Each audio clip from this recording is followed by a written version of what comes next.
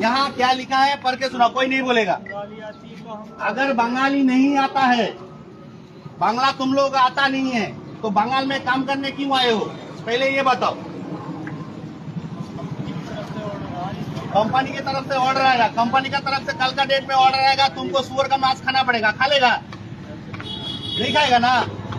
तो क्या लिखा है, तुम लोगों को तो इतना जानकारी होना चाहिए कि हम जो लगा रहे हैं आदमी का माहौल क्या होगा, उसमें क्या इफेक्ट पड़ेगा, ये तो तुमको जानकारी होना चाहिए था पहले।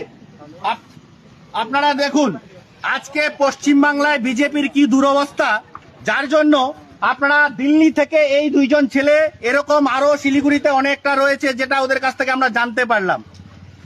পশ্চিম বাংলায় বিজেপির বর্তমান পরিস্থিতি এরকম যে দিল্লি থেকে লোক এনে তাদেরকে পাল্টানো দরকার, চাই বিজেপি আনতে হচ্ছে পাবলিক। ওদের বুথে লোক নাই, ওদের অঞ্চলে লোক নাই, ওদের জেলায় লোক নাই, ওদের রাজ্যে লোক নাই, এটা একটা প্রমাণিত। আপনারা দেখুন এদেরকে কি করা যায়। এরা আইন পরিস্থিতি বিজেপির এখানে অবস্থা হয়ে আছে, আর বড় বড় কথা বলছে বিজেপির নেতারা, এটা একটা বাস্তব পরিস্থিতি।